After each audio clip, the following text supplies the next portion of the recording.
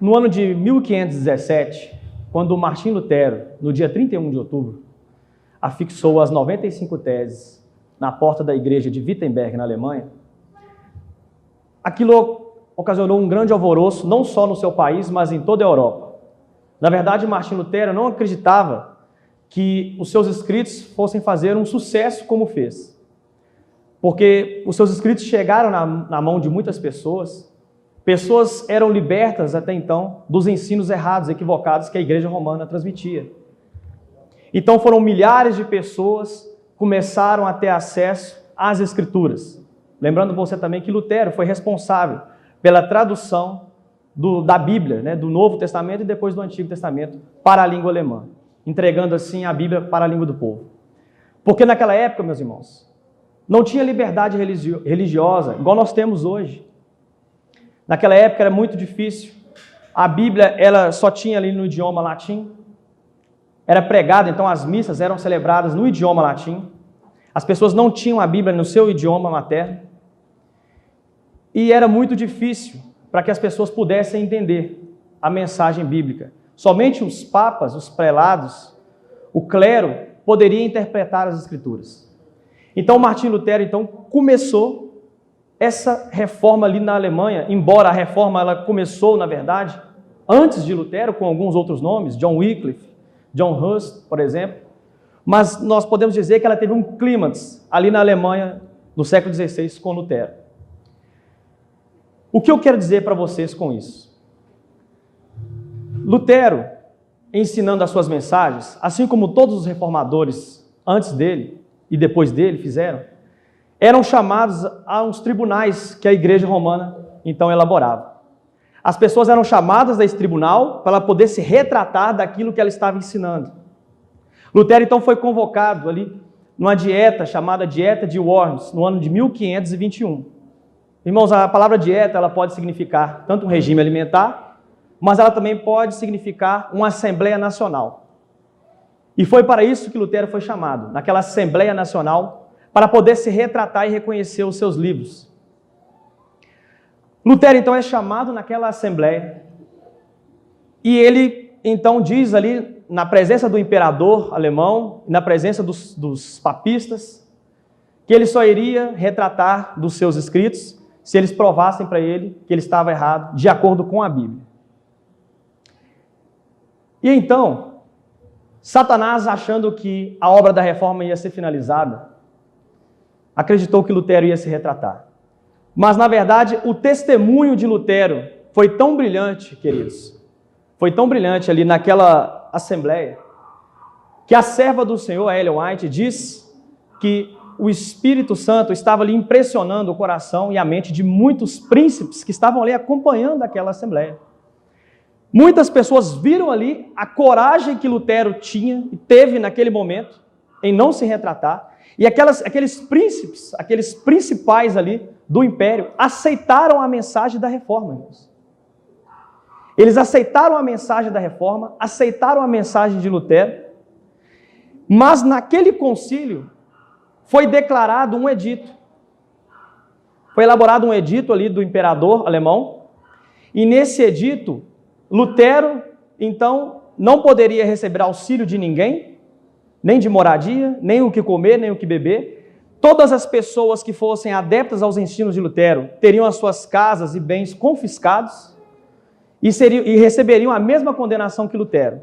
Eram proibidas de pregar a palavra de Deus. Lutero, então, foi proibido de pregar a mensagem. Parecia que a reforma não iria avante. Mas aconteceu uma coisa que eu gostaria de mencionar para vocês, que vocês deveriam prestar bastante atenção aqui. No ano de 1529, poucos anos depois, aqueles príncipes que haviam aceitado a mensagem da reforma através da coragem de Lutero, participaram então de uma próxima assembleia, chamada Assembleia de Espira, no ano de 1529. Esses príncipes então foram chamados, convocados ali. Lutero não poderia estar presente porque ele estava recebendo a sentença do decreto de Worms, ali 8 anos antes. E então aqueles príncipes foram convocados para participar daquela assembleia. Meus queridos, muitas pessoas acreditam que a reforma chama reforma protestante, talvez por causa de Lutero, mas esse nome protestante não foi por causa de Lutero. Quando aqueles príncipes compareceram ali na Assembleia, Roma, juntamente com o Império Alemão, com o imperador, decidiram uma coisa: propor para aqueles príncipes: olha, nos estados onde a reforma já havia se consolidado, o decreto de Worms deveria ser executado. Ou seja, tudo aquilo que nós falamos que aconteceu com Lutero e seus adeptos deveria ser executado. E uma segunda chance: nos estados onde a reforma ainda não havia chegado, não deveria haver nenhuma nova revolta, ninguém deveria se opor à missa ou aos ensinos do papado e nem o clero. Aceitar essa proposta, meus irmãos, da Igreja Romana e do Império Alemão, era destruir a reforma. Mas aqueles príncipes alemães ali, convertidos através do testemunho de Lutero, na dieta de Worms, agora lá em Espira, eles então levantem a mão e falam a frase: protestamos contra esse decreto. Daí nós temos o nome Reforma Protestante, por causa do protesto daqueles príncipes lá na dieta de Espira, naquela Assembleia de Espira no ano de 1529. Daí então o nome Reforma Protestante. Meus irmãos, a igreja percebeu que ela não poderia conter a reforma, porque tinha uma obra sobrenatural por trás. Deus estava intervindo, ajudando o seu povo, para que a obra fosse avante. A igreja tinha que fazer alguma coisa para barrar essa obra. E vocês acham que a igreja iria ficar de braços cruzados? Não. E então, meus irmãos, que aí entra uma cena que eu gostaria de comentar com vocês aqui, nesta manhã. Passadas as primeiras vitórias da reforma, Roma convocou novas forças esperando finalizar sua destruição. Nesse tempo fora criada a Ordem dos Jesuítas, o mais cruel, sem escrúpulos e poderoso de todos os defensores do papado. Era seu estudado objetivo conseguir riqueza e poder para se dedicarem à destruição do protestantismo e ao restabelecimento da supremacia papal. Eles inspiravam seus seguidores com um fanatismo que os levava a suportar e a se opor ao poder da verdade com todas as armas do engano. Eles possuíam uma aparência de santidade, visitando prisões e hospitais, ajudando os doentes e pobres e levando o sagrado nome de Jesus.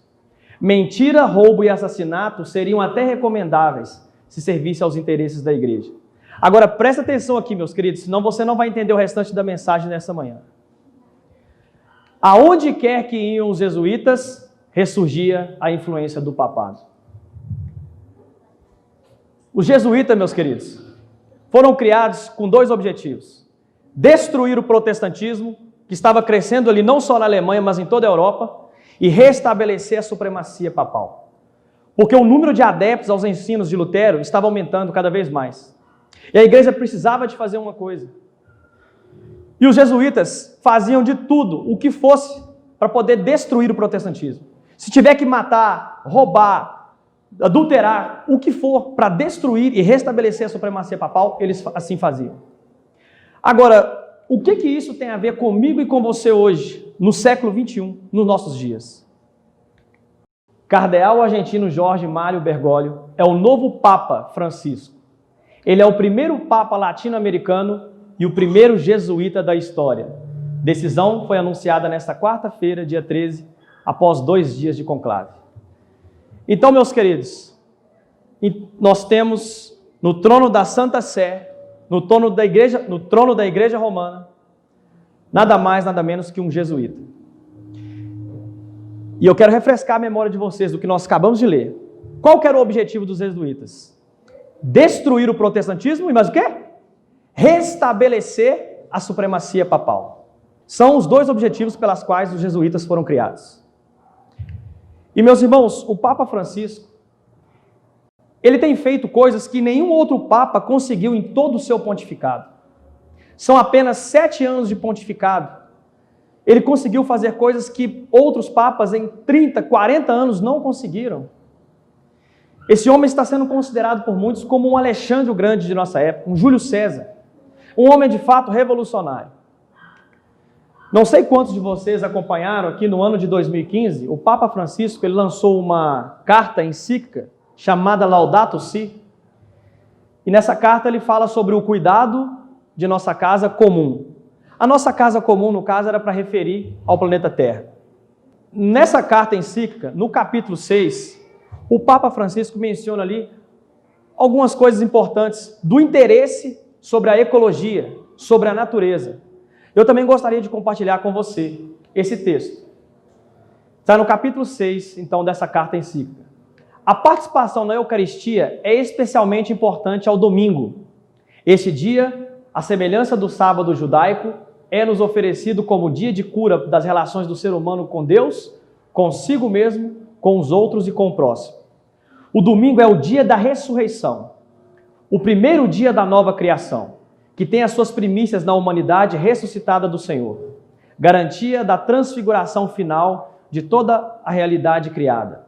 Assim, o dia de descanso, cujo centro é a Eucaristia, difunde a luz sobre a semana inteira e encoraja-nos a assumir o cuidado da natureza e dos pobres.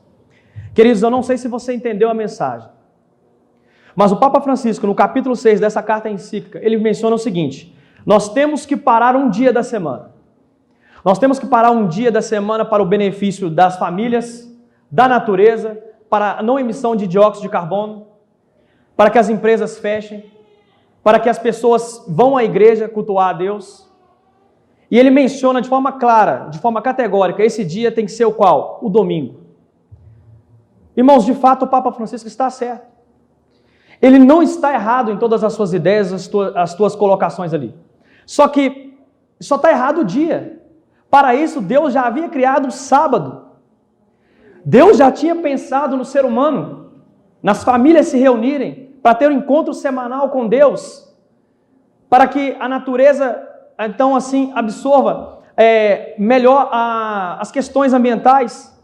Deus já tinha pensado nisso, na elaboração do sábado. É uma instituição edênica, vem lá do Éden, você sabe disso. Mas o Papa Francisco, então, lançando aí, nós temos que parar um dia da semana, e esse dia é o domingo. Irmãos, não sei quantos de vocês acompanharam aqui, o Papa Francisco, ele discursou também no ano de 2015, esse ano foi um ano excepcional para aqueles que acompanham o desenvolvimento da profecia. Porque o ano de 2015 aconteceu muitas coisas, e nesse ano ele foi o primeiro Papa da história a discursar no Congresso norte-americano, lá nos Estados Unidos. Discursando então para o presidente Barack Obama e todos os congressistas ali, e o Papa foi ovacionado de pé. Nessa apresentação do Papa, ele falou sobre a sua carta encíclica, falou sobre os planos para nós cuidarmos da natureza. Veja, queridos, Satanás agora está com um outro plano. Porque é complicado você unir todas as pessoas em prol da religião, sejam sinceros. É complicado, porque nós temos ateus que não creem em Deus, nós temos budistas, nós temos muçulmanos, nós temos hinduístas, pessoas de tudo quanto é tipo de religião. Mas como isso eu estou falando do ecumenismo, a união de igrejas. Mas agora a estratégia de Satanás é outra. A estratégia agora é o ecumenismo, a união em prol da, o quê? Da ecologia. Porque, meus queridos, qual pessoa em sã consciência hoje vai ser contra o meio ambiente? Qualquer pessoa vai apoiar qualquer plano a favor do meio ambiente. Políticos, ladrões, prostitutas, macumbeiros, religiosos, muçulmanos, judeus, qualquer tipo de pessoa vai aceitar. O diabo sabe disso, meus queridos. Ele sabe disso. A estratégia agora é o quê? É em prol da ecologia. E isso surtiu um efeito tão grande após o Papa discursar ali no Congresso norte-americano, que veja bem aqui a reportagem aqui do Terra. Obama elogia Papa por mensagem clara e forte sobre mudança climática. O Papa Francisco discursou lá no Congresso e o presidente então da época, Barack Obama, falou: não, nós temos que apoiar o Papa. Realmente o mundo, o planeta está gritando por ajuda. Nós temos que fazer alguma coisa em prol do meio ambiente. E não foi só isso, meus queridos.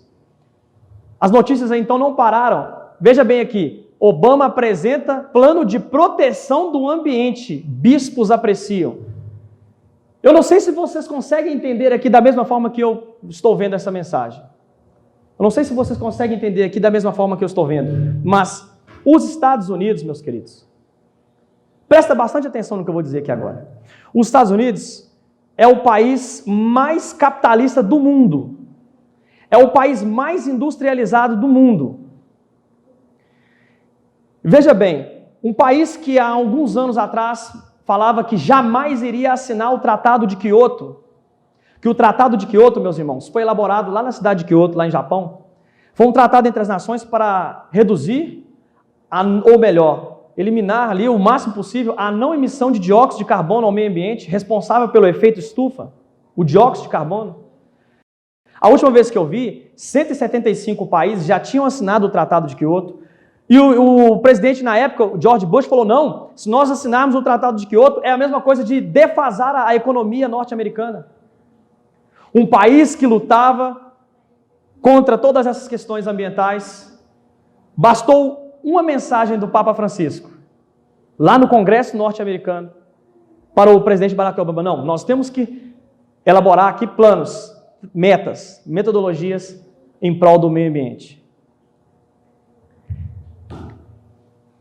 E a outra reportagem aqui da revista Época menciona também que o Papa Francisco, ele vira herói da guerra contra as mudanças climáticas. O Papa publicará uma encíclica sobre o meio ambiente na quinta-feira. Essa reportagem aqui é falando sobre essa encíclica que eu acabei de mostrar para vocês. Poucos dias antes dele lançar essa encíclica. Veja bem, queridos, o Papa Francisco está sendo visto por muitos aí fora como o quê? Herói! Herói contra as mudanças climáticas. É um revolucionário, eu acabei de dizer para vocês aqui. Tem uma outra reportagem, por causa do tempo nós não trazemos aqui para vocês, mas o bloco econômico lá da Europa, né, a União Europeia, ela está se fragmentando. Alguns países, se eu não me engano, a Inglaterra já saiu, outros estão querendo sair. E aí, eu vi a reportagem, irmãos, eles dizendo assim, divina intervenção. Papa Francisco quer discursar lá na Europa, nesse congresso aí que teve, houve um congresso lá, para não desmembração, digamos assim, da União Europeia. O Papa Francisco querendo restituir o bloco econômico. Houve então a mensagem ali do Papa Francisco, ele sendo chamado como a divina intervenção, para ele poder então unir de novo a União Europeia, o bloco econômico. Meus queridos, e veja bem, aqui nós temos também, ali nesse mesmo ano de 2015, o Papa Francisco, ele foi chamado de a voz moral forte no mundo pelo prefeito de Nova York. O prefeito de Nova York falou, não, queridos, o Papa é a voz moral forte no mundo. Palavras do prefeito da cidade de Nova York. Só para vocês terem uma ideia do que está acontecendo ao redor do mundo, no cumprimento da profecia de Apocalipse 13. Tem pessoas aí fora, irmãos, que se a gente falar isso aqui, as pessoas nem sabem o que está acontecendo, na verdade. Estão cegas. E veja bem, houve um simpósio lá no Vaticano, uma reunião com ali os 60 prefeitos das 60 maiores cidades do mundo. E nesse simpósio, houve ali a presença de 4 prefeitos brasileiros. Aqui você pode ver mais embaixo, ao lado de uma mulher, o prefeito, então, da cidade de São Paulo, naquela época, Fernando Haddad, ele disputou até a presidência aqui no Brasil. E tem ali o prefeito também da cidade de Belo Horizonte, pela qual nós pertencemos, que é o Márcio Lacerda na época. Eles então participaram desse evento ali, desse simpósio no Vaticano, e o tema era o quê? Meio ambiente. Irmãos, e o Papa Francisco discursou ali para os políticos os prefeitos das 60 maiores cidades do mundo, dentre as quais tinha o de São Paulo, de Belo Horizonte, Rio de Janeiro e Porto Alegre, Rio Grande do Sul. Sabem o que os prefeitos brasileiros falaram após essa reunião?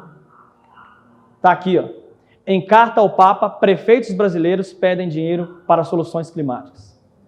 Então, a mensagem está sendo o quê? Em prol do meio ambiente, em prol da ecologia. Essa é a estratégia que Satanás está criando para o quê? Para unir pessoas de todas as culturas, raças, etnias, unir políticos, ateus, religiosos. Ninguém vai ser contra, queridos, o meio ambiente. Ninguém vai ser contra. E o que nós estamos então caminhando para uma segunda fase da mensagem nossa aqui, que eu gostaria que você prestasse de novo bastante atenção. Que aí vocês vão entender por que nós falamos, demos essa abertura e chegamos a esse ponto aqui. Veja bem, a serva do Senhor diz assim: a história se repetirá. A falsa religião será exaltada. O primeiro dia da semana será exaltado, como foi a imagem na antiga Babilônia. O decreto impondo a adoração neste dia será para todo mundo. Veja, meus queridos, Ellen White disse para mim e para você que nós deveríamos fazer um paralelo da história de Daniel e os seus amigos ali na província de Babilônia, para nós entendermos como vai se desenrolar o decreto dominical de Apocalipse 13. Como que nós vamos entender como que vai acontecer o decreto dominical? É muito fácil, muito fácil. É só nós estudarmos a história dos 3 amigos de Daniel. E aí nós vamos entender, nós temos que traçar um paralelo. E aí Ellen White disse, a história vai se repetir. Satanás usou pelo menos 3 estratégias ali para que aqueles amigos de Daniel se curvassem perante aquela estátua, aquela imagem ali de Nabucodonosor, de Daniel capítulo 3. Ele elaborou pelo menos 3 estratégias. Porque aqueles jovens, Satanás sabia que eles não iriam chegar ali e imediatamente adorar outros deuses. Para isso foi arquitetado um plano diabólico para que aqueles jovens chegassem à adoração daqueles deuses pagãos ali e aquela imagem que viria. Ele usou 3 coisas que eu gostaria de mencionar para vocês. E se a história vai se repetir, é porque essas coisas vão acontecer no nosso tempo aqui. No livro de Daniel, capítulo 1, verso 5, quem quiser abrir a Bíblia fica à vontade, mas o texto está projetado aqui. Daniel, capítulo 1, verso 5, diz o seguinte: determinou-lhes o rei a ração diária das finas iguarias da mesa real e do vinho que ele bebia, e que assim fossem mantidos por 3 anos, ao cabo dos quais assistiriam diante do rei. A estratégia que Satanás usou ali, meus queridos, na província de Babilônia contra Daniel e seus amigos, sabe qual foi? A alimentação. A irmã respondeu bem. Porque o diabo sabe, meus irmãos, que se você mexer na alimentação de uma pessoa, você mexe nas estruturas físicas, psíquicas daquela pessoa. Porque Satanás sabe que, como o braço está ligado ao corpo, assim a mensagem de saúde está ligada à terceira mensagem angélica, como nos diz o Espírito de profecia. E logo quando Daniel e seus amigos chegaram lá na província de Babilônia, foi oferecido o quê? A alimentação pagã para aqueles jovens. E meus irmãos, essa mensagem é uma mensagem muito difícil de ser pregada na igreja. A igreja que recebeu a mensagem é uma mensagem difícil. Porque nós temos que parar para pensar uma coisa. Quando eu falo reforma de saúde, eu não estou querendo dizer aqui você parar de comer carne, não é isso. Não é isso que eu estou querendo dizer. A reforma de saúde ela é um tema muito mais amplo do que só parar de comer carne. Muito mais amplo. Nós precisamos saber se a pessoa ela está tomando água devidamente durante o dia, se ela está exposta pelo menos 20 a 30 minutos ao sol, se ela... Veja bem, uma pessoa que acaba de almoçar um prato enorme, e ela bebe ao mesmo tempo que come, essa pessoa está fazendo a reforma de saúde? Não está fazendo, porque a pessoa ela tem que esperar pelo menos de 2 a 3 horas para poder o quê? Para poder fazer a digestão. Então são muitas coisas relacionadas à mensagem de saúde que eu e você deveríamos estar atentos. Essa foi a primeira estratégia que o diabo usou lá na província de Babilônia. E Ellen White diz para mim e para você aqui. Está no livro Conselhos sobre Regime Alimentar, na página 55. Deus não pode deixar que seu Espírito Santo repouse sobre os que, embora sabendo o que devem comer para ter saúde, persistem numa conduta que enfraquecerá o corpo e a mente. Você prestou atenção no texto? O texto é assim. Vou traduzir para vocês. Se eu sei o que eu não devo comer e como, se eu sei que refrigerante faz mal para a saúde, se eu sei que batata frita faz mal, salgadinho, sorvete, outras porcarias fazem mal para o templo do Espírito Santo, e eu insisto naquilo, eu não estou lutando, não há nenhuma luta para eu poder deixar isso, o que vai acontecer comigo? O Espírito Santo não vai repousar sobre mim. E o texto continua. Deus não operará milagres para livrar de enfermidades aqueles que não cuidam de si mesmos, mas estão continuamente violando as leis de saúde e não fazem, presta atenção no texto, e não fazem esforços para evitar as enfermidades. Queridos, não há um esforço ali da pessoa querer largar certos tipos de artigos, alimentos que fazem mal para a saúde dela. Não há um esforço. E veja bem, vamos supor que eu alimento de tudo isso aí que faz mal para a minha saúde. Aí o pregador prega na igreja e eu trato aquilo com indiferença. Ah, quer pregar isso aí? Prega você. E aí, então eu vou ali entrando no chocolate, entrando em coisa doce, eu não ligo para a reforma de saúde. Eu não estou nem aí. Aí chega, meus irmãos, um tempo que eu sou diagnosticado com diabetes. Meus queridos, vai adiantar eu ficar orando 3, 4 horas para Deus curar? Vai ou não vai? Vai adiantar? Vai adiantar eu ir em vigílias? Vai adiantar eu pedir o irmão para orar? Não vai adiantar, irmãos. A serva do Senhor disse que Deus não vai operar milagres para salvar pessoas de enfermidades, que a pessoa ela não quer cuidar, ela não está fazendo um esforço.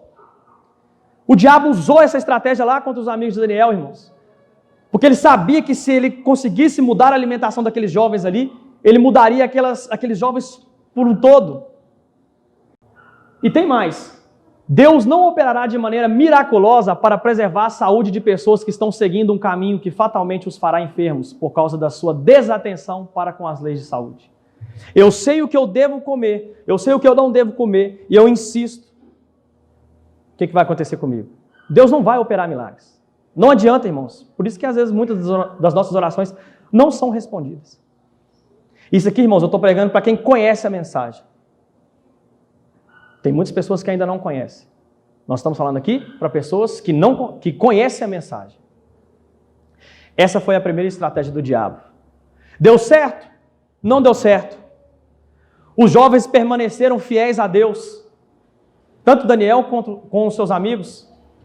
E aí o diabo precisava de elaborar um outro plano para poder desvirtuar aqueles jovens. Sabe o que ele fez? Daniel capítulo 1, verso 7. Presta atenção, queridos.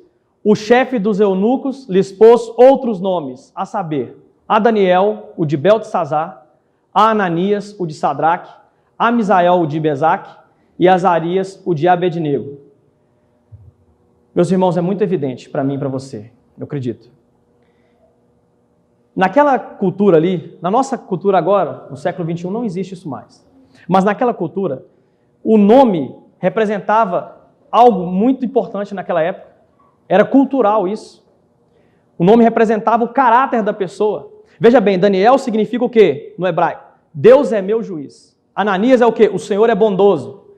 O diabo, você já leu na Bíblia vários nomes. Por exemplo, lá o de Jacó. Jacó significa enganador, não é? Quando Deus observou que o caráter daquele homem tinha mudado, o que Deus falou com ele?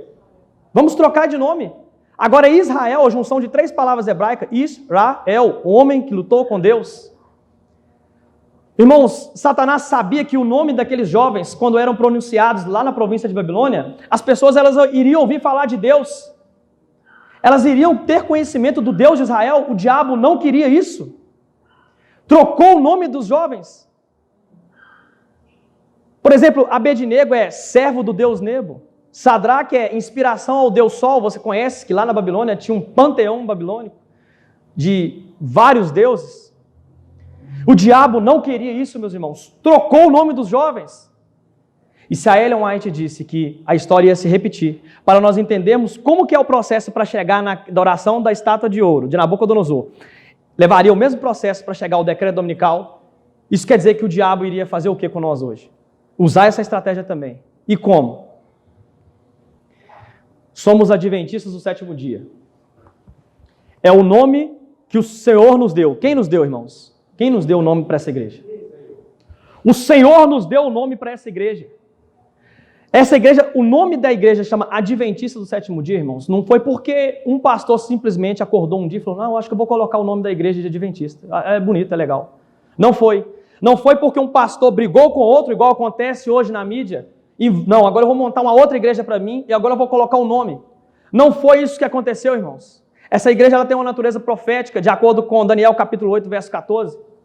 Foi Deus que escolheu o nome dessa igreja. E uma observação aqui.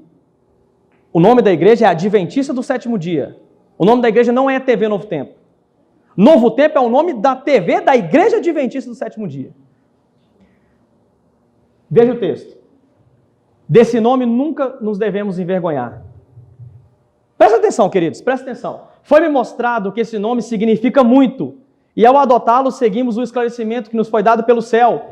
É claro que esse nome, irmãos, quando uma pessoa ouve o nome Adventista do Sétimo Dia, o que ela consegue entender? Ela entende que Adventista vem da palavra advento, essa pessoa está esperando a volta de alguém, o advento de alguém, do sétimo dia. Ela está entendendo que o grande conflito, o último grande conflito entre Cristo e Satanás na terra vai ser o quê? Aqueles que adoram a Deus, um sétimo dia, e aqueles que adoram a marca da besta, o domingo, o primeiro dia da semana.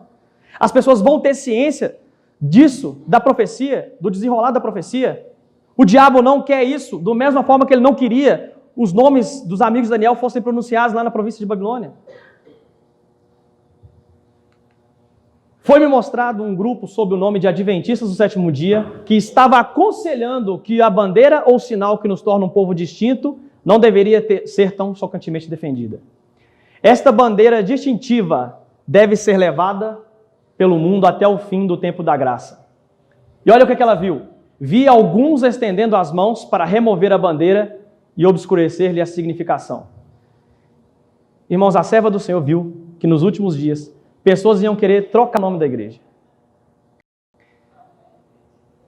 E eu já posso contar para vocês aqui 2 testemunhos. No ano de 2017, nós fizemos um evento lá, aqui mesmo em Belo Horizonte, no Vale de Jatobá, para comemorar os 500 anos da Reforma Protestante. Foi em 2017. Tivemos essa ideia. Aí eu pedi ali para poder fazer ali as faixas, né? A Igreja Adventista do Sétimo Dia comemora os 500 anos da Reforma Protestante. Irmãos, alguns irmãos chegaram para mim e falaram assim, irmão, você não deveria ter colocado o nome da igreja, porque as pessoas aí fora acham que a gente é uma seita e não vai participar. Você poderia ter colocado a TV Novo Tempo, comemora. Irmãos, o nome da igreja é Igreja Adventista do Sétimo Dia. Eu presenciei a cena, irmãos. Pessoas falando, não, esse nome não dá. Isso é o diabo, irmãos, que está infiltrado no meio do povo, querendo obscurecer no nome, como a serva do Senhor disse que ia acontecer. Eu estava conversando com um irmão recentemente sobre isso, e ele disse que aqui em Minas mesmo, na cidade de Entre Rios de Minas, ele chegou lá para poder apresentar a igreja para a mãe dele, e estava lá, Igreja Espaço Novo Tempo. Ou seja, igrejas já estão trocando o nome. Mas a profecia está aqui, livro Mensagens Escolhidas. Eu vi que o irmão está até com um livro aqui, do Mensagens Escolhidas, o irmão que está na nossa frente aqui. Provavelmente ele já está lendo. Irmãos, é a profecia se cumprindo. Nós não tiramos aqui coisa da nossa cabeça. Essa foi a segunda estratégia que Satanás usou com os amigos de Daniel, e ele está usando hoje. Querendo tocar e trocar o nome, porque as pessoas vão ser advertidas em relação ao último conflito. E o diabo não quer isso. Irmãos, e qual foi a última estratégia que o diabo usou lá em Babilônia para poder então levar aqueles jovens à adoração da imagem de ouro de Nabucodonosor? Ele usou uma última estratégia. Daniel capítulo 3, verso 5. No momento em que ouvirdes o som da trombeta, do pífaro, da harpa, da cítara, do saltério, da gaita de foles e de toda sorte de quê? Música. Vos prostrareis e adorareis a imagem de ouro que o rei Nabucodonosor levantou. Irmãos, a última estratégia que o diabo usou lá, sabe qual que foi? A música. O diabo usou a música lá. Antes que alguns críticos, não sei se vai ter crítico, mas falam, não, o que isso tem a ver? Tem nada a ver. Irmãos, no livro História da Redenção, página 25, a serva do Senhor diz que Satanás era o regente do coro celestial.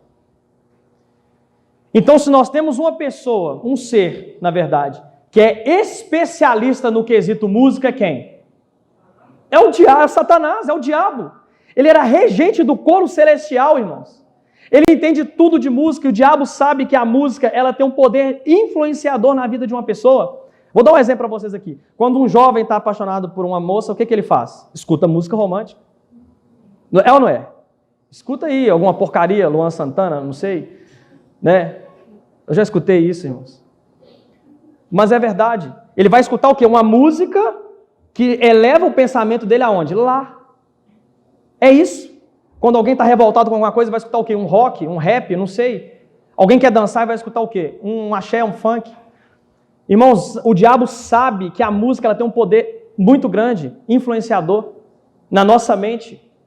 E ele usou isso lá. Nós temos que ter muito cuidado com o quesito música na igreja. Veja bem aqui. Será tentada a linguagem da atração como o rei de Babilônia tentou usando o quê? A música. Essas coisas que aconteceram no passado, onde ocorrer no futuro, Satanás fará da música um laço pela maneira porque é dirigida. Então o diabo usou ali e ele está usando e vai usar a música hoje. Instrumentos de música. Irmãos, eu não sei quantos de vocês aqui já ouviram falar do movimento da carne santa. Não sei se vocês já ouviram falar, mas ocorreu um movimento chamado Movimento da Carne Santa lá nos Estados Unidos, por volta do ano de 1900. E foi no tempo da irmã White, e a serva do Senhor, ela estava fazendo um trabalho missionário lá na Austrália. E Deus avisou para ela em visão, deu uma visão para ela, na verdade, volta imediatamente para os Estados Unidos. Nós precisamos de combater um movimento que está crescendo lá. Irmãos, esse movimento da carne santa foi o seguinte, as pessoas com uso de instrumentos de músicas, que é o que nós estamos falando aqui, as pessoas elas vinham na igreja, elas pulavam, rodavam, caíam no chão, gritavam, e aí a pessoa caía.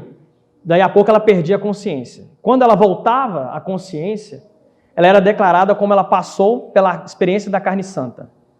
A experiência da carne santa seria o quê? Ela não iria mais pecar e ela estava pronta para subir, para morar com Jesus. Ou não é complicado acreditar numa coisa dessa? Sabe onde isso aconteceu, irmãos? Dentro da igreja adventista. Lá na cidade de Indiana, lá nos Estados Unidos. E a serva do Senhor foi orientada por Deus. Volte imediatamente. Nós temos que combater isso lá.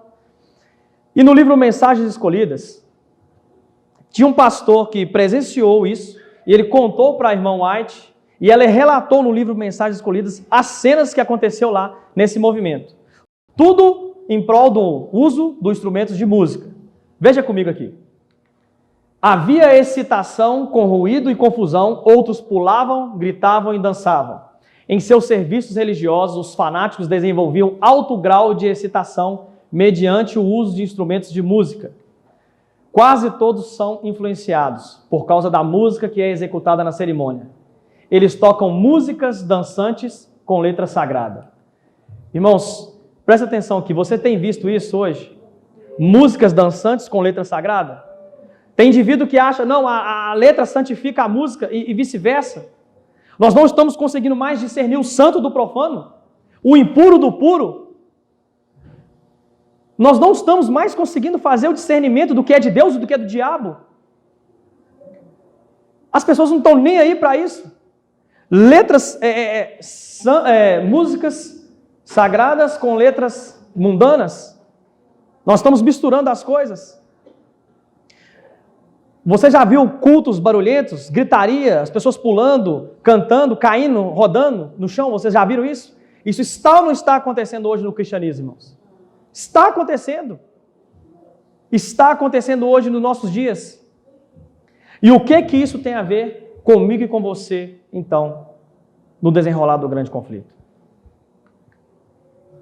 A serva do Senhor diz assim, no livro ainda Mensagens Escolhidas, as coisas que me descreveste como tendo lugar em Indiana, o Senhor revelou-me que haviam de ter lugar imediatamente antes da terminação da graça. Demonstrar-se-á tudo quanto é estranho. Haverá gritos com tambores, música e dança.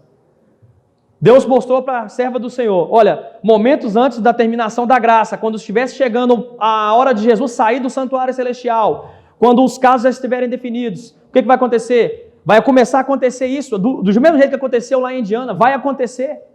Pessoas pulando, gritando, caindo, rodando, caindo no chão. Isso iria acontecer mediante um instrumento de músicas. Isso está acontecendo hoje no nosso meio, irmãos. Dentro do cristianismo, isso está acontecendo. E Deus mostrou para a irmã White, isso vai acontecer momentos antes do fechamento da porta da graça. E o que eu e você temos que fazer? O protesto, só para você entender aqui, o protesto dos príncipes lá alemães vão de novo representar uma coisa importante para mim e para você hoje. Assim como eles foram chamados em assembleia, pessoas no final dos tempos hoje vão ter que fazer o quê? Vão ter que representar a sua fé perante tribunais. O grande conflito diz isso. Pessoas vão ser presas, outras vão ser encarceradas, vão passar nas masmorras. E eu digo para vocês, nós estamos nos preparando para passar por esse momento, porque aqueles jovens ali que protestaram, eles não exerceram sua fé de um dia para o outro, ou da noite para o dia. Irmãos, quando Martim Lutero publicou aquelas 95 teses lá que nós mencionamos no início da mensagem, você acha que ele fez aquilo da noite para o dia? Não, tem que ter uma entrega, tem que ter uma busca diária, tem que ter oração. Ele levou tempo, ele gastou tempo para produzir aquilo. Imagina você, traduz aí o Novo Testamento para uma outra língua, o tempo que você vai gastar. Ele levou tempo, irmãos, para fazer aquilo. Os jovens, aqueles príncipes ali, levaram tempo para poder alicerçar a fé deles na rocha. John Hus também levou tempo, meus irmãos, para aceitar uma morte de fogueira. Não é da noite para o dia que você alcança uma fé inabalável igual essa. Por isso que muitos de nós, infelizmente, vamos ficar para trás. Porque tem que ter uma entrega, tem que gastar tempo estudando a palavra de Deus. Você não vai conseguir passar pela última grande crise. E a serva do Senhor diz que no grande conflito ainda, que você pode ler lá, se eu não me engano, está no capítulo O Ameaça à Consciência. Eu acho que é nesse capítulo, irmãos. Ela menciona que muitos dos que estavam aqui nas fileiras dos guardadores dos mandamentos vão fazer o quê? Vão passar para o lado do diabo. Vão entregar as pessoas que estavam aqui, vão ser os maiores inimigos do povo de Deus. Todas essas pessoas aqui, irmãos, aqueles jovens ali, amigos de Daniel, para passar por toda aquela provação, eles tiveram que fazer o quê? Tempo, gastaram tempo, se preparando. Não há outra maneira de alcançarmos a salvação. Se você não entregar a sua vida hoje, se você não ocupar tempo estudando a palavra de Deus, nós matamos o nosso tempo, irmãos, com tudo quanto é tipo de porcaria aí fora, mas não temos tempo para estudar a palavra de Deus. O Pedro irá cantar agora. Eu gostaria que quando ele cantasse, você prestasse atenção nessa mensagem, cantada agora. Irmãos, nós estamos vivendo o último conflito. Jesus está prestes a sair do santuário celestial e confirmar o caso de cada um. Que Deus abençoe vocês.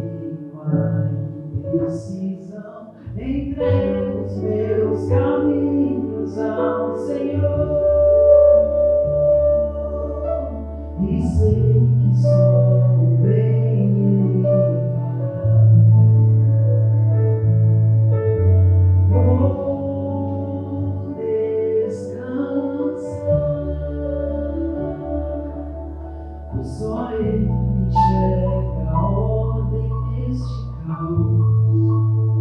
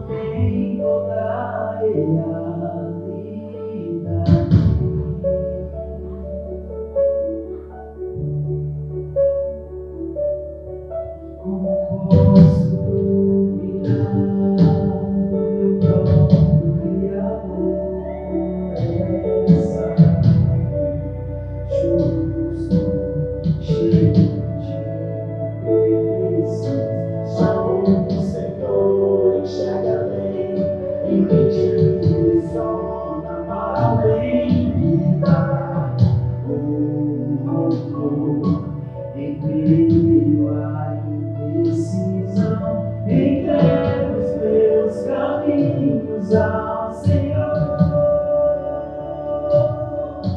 e sei que sou bem livre. Vou descansar. Só Ele chega a ordem neste caos. Só Ele deu o começo no final.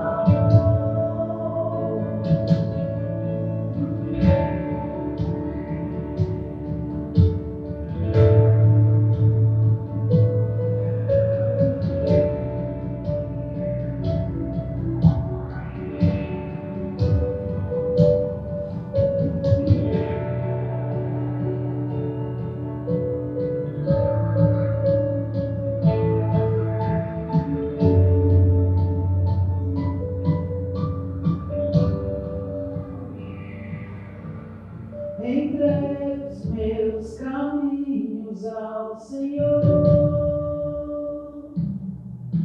e sei que sou bem livrado. Vou descansar.